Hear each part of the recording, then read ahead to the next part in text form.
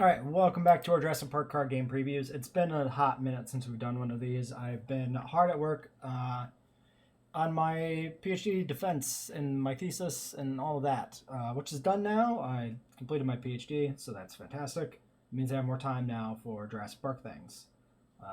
That's the real goal of completing your PhD, I guess. So I finished that a few weeks ago, and I've made a big push to finish up the new cards for the beta release of the card game. So they're actually all completed. So the only thing stopping me now from doing the beta release is getting a rule book together properly, so that people can actually learn the game without me having to like handhold them, right? So yeah, I don't know when that's going to happen. Writing up rule books has always been a weak point of mine. I much more prefer to create cards than I do to like document the cards, which is a problem. Anyway, today we're going to be going through facilities and doing some previews for those. So facility is the third subtype of asset. We've already looked at employees and paddock upgrades. Facilities are basically analogous to paddock upgrades, except they affect the entire park instead of a single paddock. So they have expense costs, just like paddock upgrades. And then they have some effect. And in the case of facilities, as I said, they are much more global. Much more diversified too, because I mean, when you play a paddock upgrade, it's being played to a paddock. It's got to interact with paddocks and species. It's got much more of like a narrow window of what it really can do, whereas facilities are much more open. So the first one we'll look at here is Embryo cold storage. Very expensive with an expense cost of 5, but it's a fame increaser, which we've talked about before. I'm pretty sure it's pretty valuable. Fame is your primary victory condition in the game. So if you have a way to get fame without actually exhibiting more dinosaurs, that's pretty damn valuable. And the trade-off here is the fact that the way you get this fame is by using up your action for the turn and paying 5 revenue to get these embryo tokens on here. So to get just +1 fame is actually 10 revenue, a construction phase action, and an action phase action. See, that bothers me. Now saying that out loud, the action phase. So it's your construction. Yeah. Now I'm really thinking of like, do I actually go back through and change the phrasing of action on everything? I don't think I will, but that's yeah. So yeah, that you have to use your one action a turn to put tokens on embryo cold storage, which is a pretty steep cost. For an upside that only pushes you towards game victory and actually doesn't improve your board state in any way. But, you know, it is pretty powerful to have some other way to gain fame that isn't connected to dinosaurs. Connected specifically to species cards, to dinosaurs, to cloning them. The next one we'll look at here is Maintenance Shed. Maintenance Shed is pretty cheap in comparison to the previous one we looked at. Maintenance Shed interacts with the disable mechanic.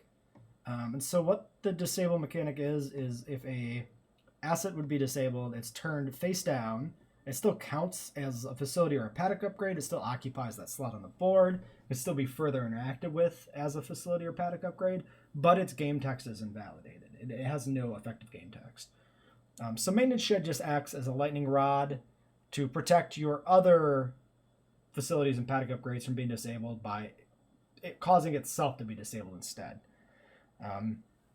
And disable can be countered by the repair mechanic. You have things that can repair disabled assets, and then it just flips them back to face up. So ultimately, disable is like a weaker version of board control of removal. Trashing an asset is much better than disabling it because it gets it off the board and into the discard pile. And yeah, I tried to introduce more of a push towards disable and repair in the game for the beta test. I think I might have doubled the amount of disable cards. It might not quite be doubled, but something like that. Maintenance Shed is actually a new card for the beta test, introducing further interactions with the disable mechanic here. So yeah, it's an interesting little niche this occupies because it directly counters, in a limited capacity, the less powerful version of the board control, but does nothing against the more powerful trash effects. After that, we'll look at Visitor Center. This is our first headliner facility. There are 2 headliner facilities in beta. Visitor Center, Innovation Center. We'll look at both. I have plans for a third one in the Camp Cretaceous expansion if/when we get to that. I fully intend to make it, but I don't want to promise it just in case I don't know, die in a meteor explosion. So Visitor Center, expense 3, kind of a mid-cost thing. Fairly simple effect. During the upkeep, you get to draw a card. So basically this is adding, one extra draw each turn. So instead of drawing 2 cards a turn, you're effectively drawing 3. The timing is slightly different, being upkeep instead of draw phase. Simple effect, very, very powerful though. That's why this is a headliner. Extra draw per turn is always great. The reason that this is fair and balanced TM in the Jurassic Park card game as compared to, say, Magic the Gathering or something, is that all of the things you can do in a turn in the Jurassic Park card game are limited. You get to do generally one thing each phase. You get to clone once, you get to construct once, you get to take one action a turn. So if you draw 10,000 cards, you still only get to do so many things each turn. You can't go overboard and play too many cards. There are, things to increase the amount of actions you can take or the amount of construction you can do. But yeah, you generally can't abuse a completely ridiculous hand. But on the flip side, there are more things you can do in a turn than 2, and you only get 2 new cards a turn. So some draw is going to be fantastic.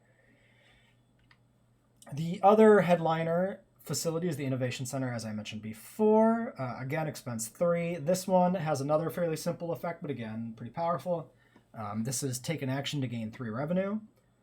The action phase is usually used for very narrow or particular effects that you wouldn't use every turn, or for playing the blue action cards from your hand. We've done a preview video for actions previously. Innovation Center takes a fairly unique place in that it gives you this pretty decent action that you can always do every turn. So normally in a game, you might take an action every 3 turns, 4 turns, depending. A lot of actions are fairly reactive to things going on in your park, so you don't always play every action in your hand as soon as you can. A lot of them are held back for an important turn where that action matters. And so Innovation Center gives you a really nice opportunity to just, every time you're not going to use your action for something else, just gain $3. It can be a very powerful engine piece for a revenue victory if you're going for the alternate win con, or just to accelerate a little bit extra money out to pretty quickly bring in a new species or whatever, or breed more population. Very versatile. It pays for itself on the second use. The first use is effectively a net 0. So you don't even have to use it that many times to start to benefit from it. We can look at a few more Jurassic World era facilities. Hatchery here is a fairly expensive one that adds another interesting little effect here that kind of increases your action economy every turn, the amount of things you can do per turn. So after you clone an additional population token, you can then also clone a new species, which is pretty powerful, but not something that you'll get to take advantage of every turn. You might not have the money, and you might not be cloning. You probably won't be cloning a new species every turn, unless you're somehow playing some incredibly accelerated and consistent build. But still, over the course of a game, you're probably going to play 5 or so new species. So an early hatchery could get you, a solid, 3-4 extra clone phase actions where they count.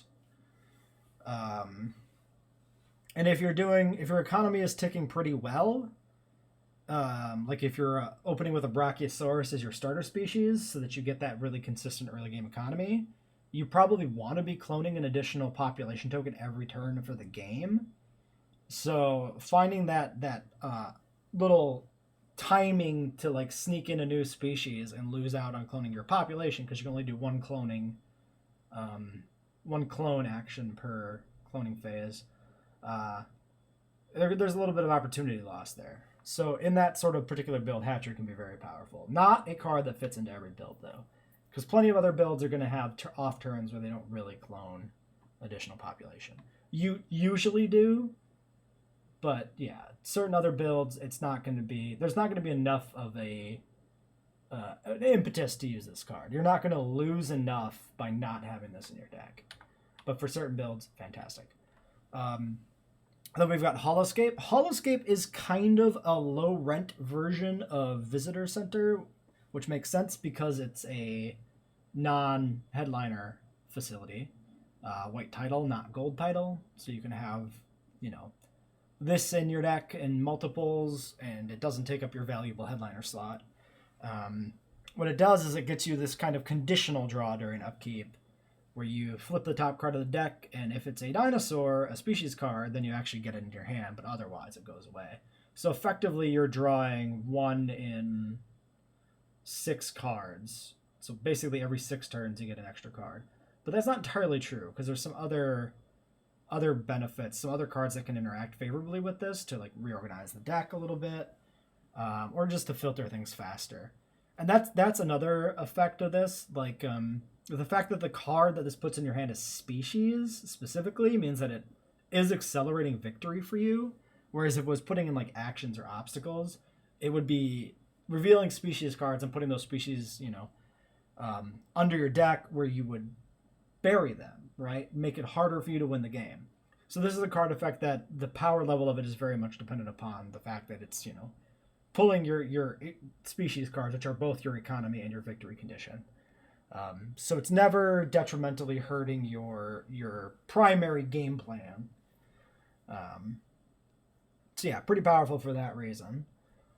But again, as I pointed out, you're only getting a new species card from this like 1 in 6 turns. So it's very much dependent upon if what your strategy is. If you're a very proactive strategy of building up your park with a lot of species, pretty good.